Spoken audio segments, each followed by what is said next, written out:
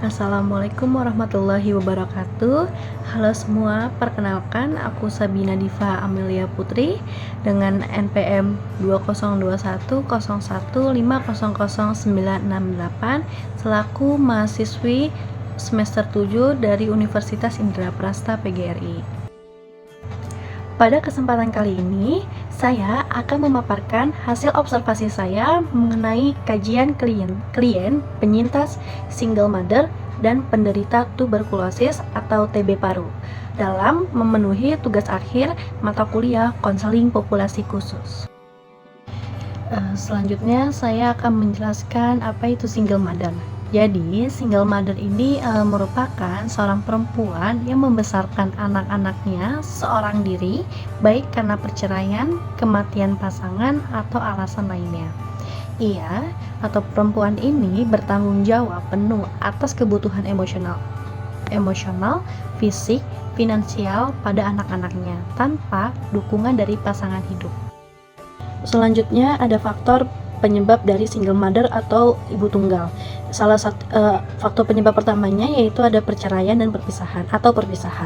Dalam banyak kasus, setelah perceraian, ibu sering mendapat hak asuh dan tanggung jawab atas anak. Perceraian bisa terjadi karena berbagai macam alasan seperti ketidaksesuaian dalam hubungan, masalah komunikasi, adanya konflik yang tidak bisa diselesaikan. Selanjutnya yaitu faktor kedua ada kematian pasangan. Kehilangan pasangan karena kematian juga bisa membuat seorang perempuan menjadi ibu tunggal. Hal ini seringkali merupakan situasi yang penuh tantangan karena wanita harus mengurus anak tanpa dukungan pasangan. Faktor ketiga selanjutnya ada kehamilan di luar nikah. Kehamilan di luar nikah ini di mana seorang perempuan atau wanita hamil tanpa menikah bisa menyebabkan menjadi ibu tunggal. Meskipun beberapa wanita mungkin memilih untuk menikah setelah kehamilan, banyak yang memutuskan untuk tetap menjadi ibu tunggal karena baik tidak ada keinginan untuk menikah atau karena pasangan tidak siap untuk bertanggung jawab. Selanjutnya faktor keempat yaitu ada kekerasan dalam rumah tangga atau KDRT.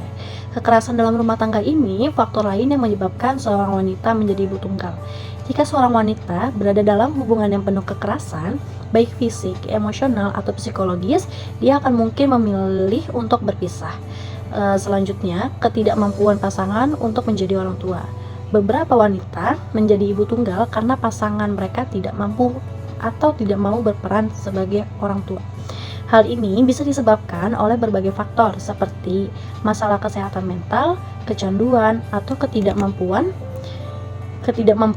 finansial yang membuat pasangan tersebut tidak dapat berkontribusi pada pengasuhan anak. Pembahasan selanjutnya yaitu dampak yang dirasakan oleh ibu tunggal atau single mother. Yang pertama itu ada dampak ekonomi, dampak psikologis dan emosional, dampak sosial, dan dampak terhadap anak. Yang pertama dampak ekonomi yang dirasakan oleh ibu tunggal. Yang pertama beban finansial, penghasilan yang terbatas, serta tantangan akses ke layanan, di mana seorang ibu tunggal seringkali harus mengelola kebutuhan rumah tangganya sendirian, termasuk membayar sewa, biaya makan, pendidikan anak, dan biaya kehidupan lainnya.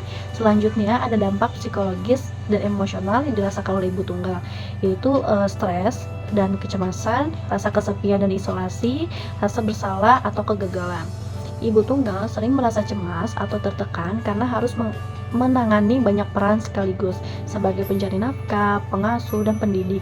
Beban mental ini bisa mengarah pada stres kronis, kecemasan, atau bahkan depresi. Selanjutnya ada dampak sosial. Dampak sosial yang dirasakan oleh ibu tunggal ini yaitu stigma sosial karena di beberapa budaya ibu tunggal ini masih dapat menghadapi stigma atau penilaian negatif dari masyarakat.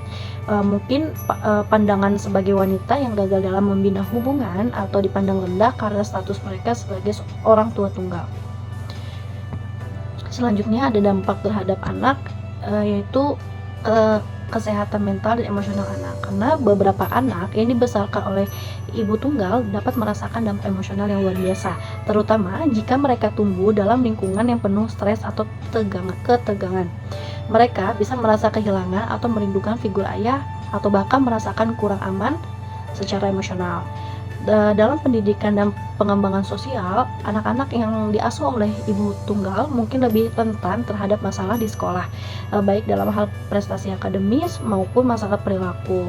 Karena mereka juga mungkin menghadapi kesulitan dalam pengembangan sosial karena keterbatasannya dalam waktu dan sumber daya yang dimiliki ibu mereka. Selanjutnya ada resiko perilaku negatif.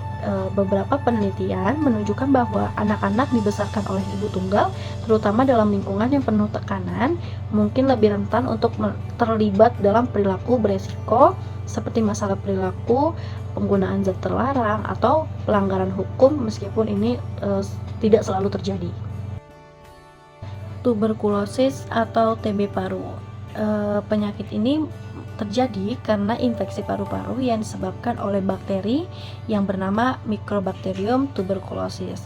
Penyakit yang ditularkan melalui udara ketika seseorang yang terinfeksi TB paru batuk, bersin, atau berbicara melepaskan partikel yang mengandung bakteri tersebut yang kemudian bisa terhirup oleh orang lain. Selanjutnya, terdapat 5 faktor penyebab seseorang terkena TB atau tuberkulosis. Yang pertama, terinfeksi dengan bakteri itu sendiri. Yang kedua, kekebalan tubuh yang lemah. Kekebalan tubuh yang lemah adalah faktor penting dalam meningkatnya risiko seseorang untuk terinfeksi dan mengembangkan TB di dalam tubuh. Selanjutnya ada kontak dengan penderita TB. TB sangat menular, terutama ketika seseorang berada dalam kontak dekat dengan penderita TB yang aktif yang masih mengeluarkan bakteri melalui batuk atau bersin. Selanjutnya ada kondisi lingkungan yang buruk. Kondisi lingkungan yang buruk dengan kepadatan penduduk, ventilasi yang buruk, fasilitas sanitasi yang buruk menyebabkan seseorang mudah terkena TB atau tuberkulosis. Kepadatan penduduk atau tempat-tempat dengan kepadatan penduduk yang tinggi seperti pemukiman kumuh atau penjara dapat menjadi tempat penyebaran bakteri TB yang lebih tinggi. Ruangan yang sempit dan ventilasi yang buruk juga memungkinkan bakteri TB bertahan lebih lama di udara.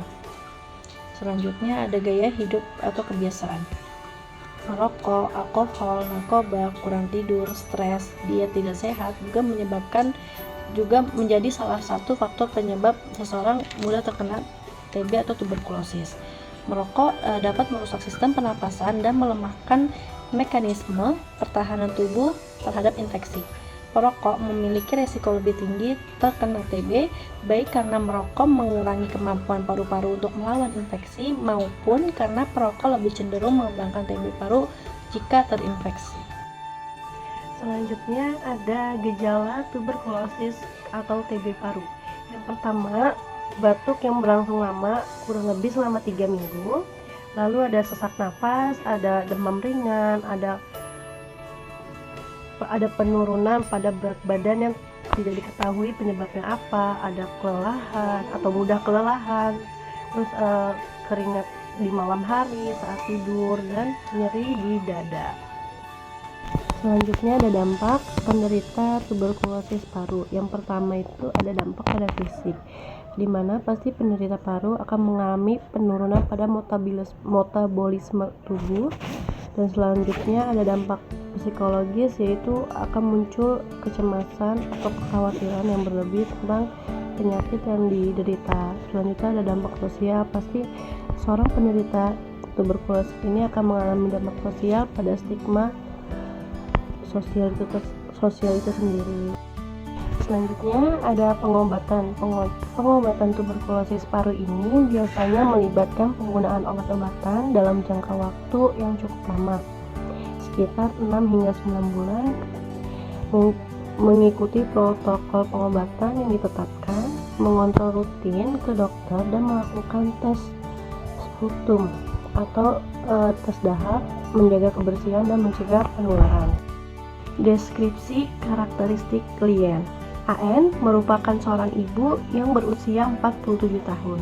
Status dalam keluarga merupakan single mom sejak pernikahan pertama dan dikaruniai satu orang anak laki-laki yang saat ini sudah berusia 22 tahun. Seorang ibu yang kuat dan selalu mengusahakan untuk memenuhi kebutuhan anaknya. AM pernah bekerja sebagai ART selama 7 tahun dan saat ini bekerja di PPSU sebagai penyapu jalan sudah kurang lebih 4 tahun. Awal tahun 2024, AM didiagnosa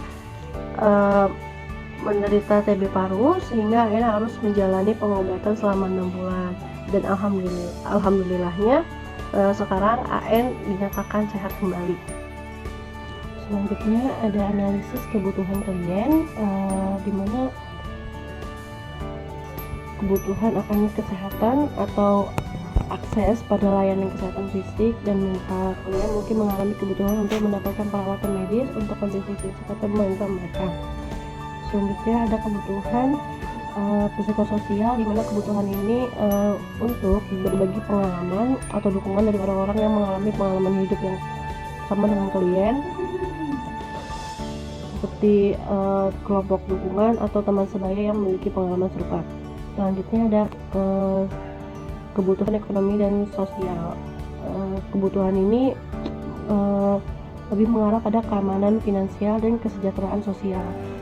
Kebutuhan ekonomi seperti pendapatan yang stabil atau bantuan finansial sangat penting untuk mengurangi kecemasan terkait pemenuhan kebutuhan dasar. Selanjutnya ada kesejahteraan sosial. Kebutuhan ini untuk mendapatkan akses pada layanan sosial, pendidikan, atau pelatihan kerja untuk dapat mendukung kesejahteraan sosial klien. Dari hasil analisis pada klien yang sudah saya paparkan sebelumnya, bahwa layanan konseling yang tepat yaitu layanan individual, konseling keluarga, dan konseling kesehatan.